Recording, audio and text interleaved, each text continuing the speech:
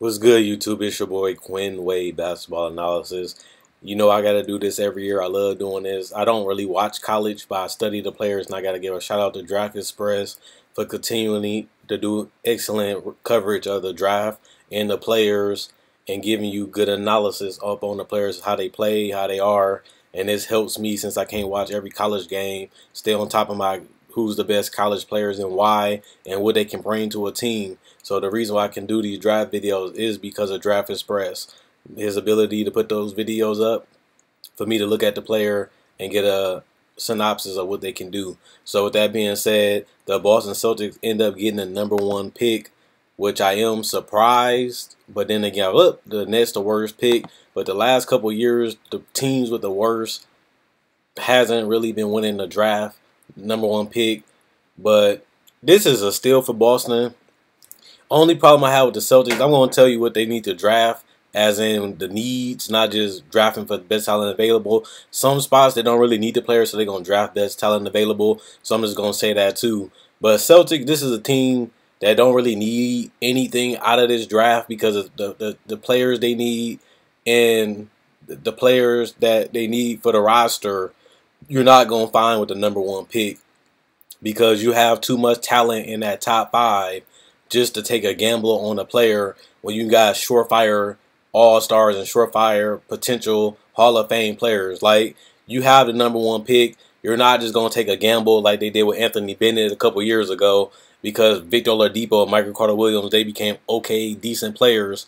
But this draft, you got Ball, you got Fox, you got Monk, you got Markelle Fultz. So with this pick, I'm definitely going to take Markelle Fultz. I'm a huge fan of his. The guy got superstar talent. He has a knack to score the ball. He's virtually unguardable. He can take over games. He can play within the offense. He can get spot up threes. He can cut to the basket. He can get out in transition. He got quick hands to get the steals and help his teammates get in transition. The guy just has it all offensively. He's not the best defender, but he got potential to be. He has Bradley, he has Brown, he has Crowder. He can learn defense around them. He's long, he got long arms. He's 6'4", he's taller than Isaiah Thomas, and he's a flat-out scorer. But he also can share the ball, and he played with bad college teammates. He's gonna play with significantly better players in Boston. Just because, come on, you playing with NBA players compared to playing with college players. Most college players don't even make it to the NBA. You playing with a bunch of people that can knock down shots, get to the paint, and all this stuff. So Markelle Fultz, him with actual talent, means it's going to be virtually unguardable. Boston has to take him #1 just for that. If you can surround this dude with talent, he can take over games, he can control games, and on top of that, he can keep getting his good players around him involved, which can make an unguardable offense in the future. Because of course he got to get used to the talent of the NBA, how they gonna guard him, how they gonna play him, and his strengths and weaknesses gonna get exposed his first year. Then he gonna come back stronger and better. Probably in 2 to 3 years, Markelle Fultz can be one of those all-star players like Anthony Davis. His second year, he was able to take that leap. Same with Blake Griffin, was an all-star his first year. So Lonzo Ball, you got to take him #2. I know you can say, well, they already have Jordan Clarkson. They already have D'Angelo Russell. They already have all these other players. But Lonzo Ball is a guy you just can't pass on. He can rebound. He can pass. He's patient. He's smart. He knows how to run the offense. He knows how to dissect and tear apart the defense. They have shooters on this squad. Swaggy P, Brandon Ingram improved. D'Angelo Russell can knock down spot-up threes. And to me, D'Angelo Russell is more of a 2. I know he can handle the ball. I know he can pass. But to me, D'Angelo Russell plays more like an offensive player. Lonzo Ball plays more. He sets you up. He takes his time. He's not really looking to score. Rather, D'Angelo Russell, he's looking to score. He's looking to get buckets. And Lonzo Ball is looking for his teammates. So they have 2 different mentality. D'Angelo Russell play more like a 2. Lonzo Ball, he's tall. He got the body of a 2, but he play more like a point guard. That's why you got to put Lonzo Ball at the 1. Let D'Angelo Russell play off the ball, get some knockdown threes, get on the ball every once in a while. And then you still got Brandon Ingram. You still got Nick Young. You still got Jordan Clarkson. And instead of them putting them in the start lineup, you can bring them off the bench, which can bolster your bench. So that's what I got to say about those first 2.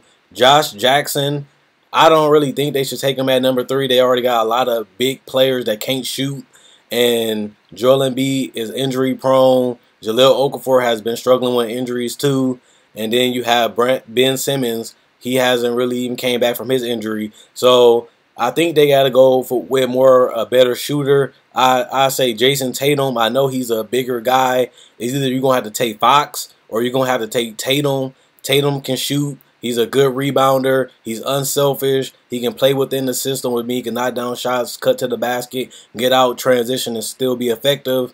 And he's the better shooter between him and Jackson to me. But you can also take Fox there because he's an explosive point guard that can attack and create for others at the same time. He's more of a scoring point guard than he is a... But at the end of the day, the Sixers should go with either Fox or Tatum to me because they both are athletic, they're long, but Jason Tatum is a better shooter than Josh Jackson, and they need as much floor spacing as they can. But if they want to go finally get their point guard, De'Aaron Fox would be the best one on the board at that time. So that's what I would do. Also, let's talk about the number 4 pick. They have Jason Tatum going 4. I will have Jackson. He fits more because he doesn't really have to be the man in that position. And he can just attack because they have Booker. They have Eric Bledsoe already. They have people that can take the pressure off Josh Jackson. So you don't really have to force the shots. You don't really have to try to be the man as early as he has to because they already have talent around him that can take pressure off him and make him take more relaxed, under control, comfortable shots and play his game as well as being aggressive, but he don't have to worry about being the franchise player right out the gate. They can bring him along slowly while he still develops and get more confidence, and he gonna have the chemistry already growing with 2 elite players because, you know, Eric Bledsoe one of the better players in the league, not the top 20, but they both in that top 100 players in the league, which means they talented. And Josh Jackson, he doesn't need to go into like in college and high school where he's the man. He got to take all these tough shots and all that stuff. He can do it within the system and get some isolations every once in a while.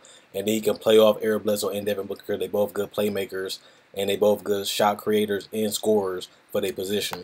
Next, I have to say De'Aaron Fox. They have him going 5 to Sacramento. I don't really see it because they have Ty Lawson and they have Darren Collins, but he is younger. He is aggressive. And they have a lot of young talent on that team. Scala Bissiere, Willie Cauley-Stein, and the list go on. Ben McLemore, the list go on and on. So Fox can help them develop. They even have Buddy Hield, too, a shooter that can spread the floor for De'Aaron Fox. And same with Scala, he can be a stretch 4 or stretch 5. So Fox could fit there. He can play make. He can get to the basket. He can create his own shot and create for others. He's still got to work on his playmaking. He's still got to work on his decision making. But he's a great young player. He's my favorite point guard in this draft. And if Fox goes to Sacramento, I can see that happening. They'll have their point guard for the future instead of trying to find point guards that can fill the role. And that'd be a huge difference for them. Also, let's talk about the number 6 pick. Orlando, they have Malik Monk going there. They already have Evan Fournier and Mario Hezonja, and they're bigger, longer guards, and they both still, they still developing Hezonja. And Malik Monk, he has a bright future, but he's not better than Evan Fournier at this point in time. And Fournier is a bigger guard that's on top of that.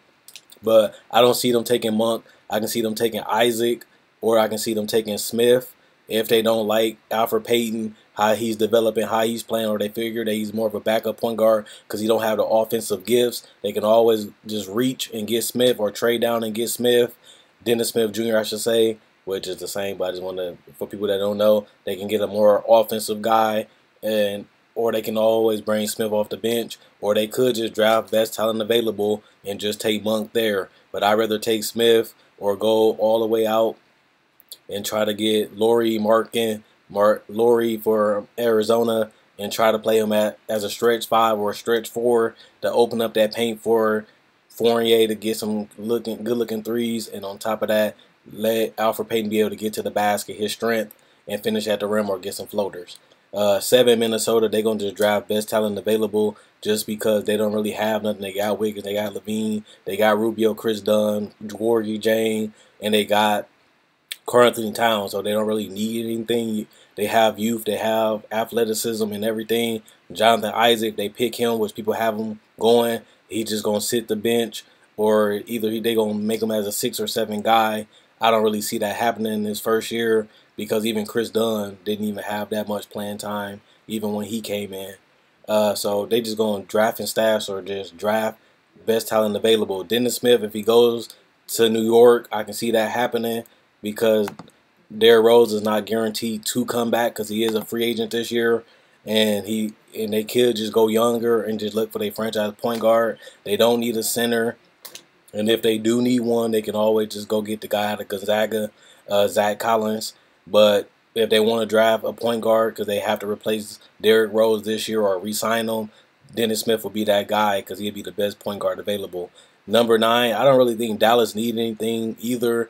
They have Yogi, they got Seth, they got Harrison Barnes, they have Nerlens Noel. Laurie can be that stretch for it that can learn from Dirk, and he can rebound, he can score, he can shoot, he can spread out the floor and make it easier for their team. And then when Dirk get injured, they have a young guy that can have a natural scoring ability. So I can actually see him going 9 because the only position they really need to fill in the future will be the power forward. And of course, Zach Collins, him going number 10. Sacramento already got Willie Cauley signed. They already got Scale Labissiere. They don't really need to draft another center. I can see them taking Frank. I can see them taking Donovan Mitchell. But with that being said, they don't really need a shooting guard either. They really need a point if they don't take Fox. But if they just going to take best talent available, I can see them taking Zach Collins because right now that's the best talent that a lot of people saying. And if they don't have nothing to draft, they can just take another big, or they can just take a gamble up on OG on I don't even want to say it, the Indiana sophomore, and they can just take a gamble on him for the small forward, power forward position. And that's all I gotta say. 11 through 20 would be a separate video, and it'll be coming out today too. So check out part 1, which is this one, and if you watch part 1, watch part 2. Also, go in the comment section below. Tell me what you think about the draft, and also check out my website, analysisplayground.com. The link will be in the description. The link will be in the comments section. Also, like on Facebook, analysisplayground.com. The link will be in the description, and it will be in the comment section below. Thanks for the support. Thanks for the love. And 11 through 20 coming up next. Make sure you check that out after this video.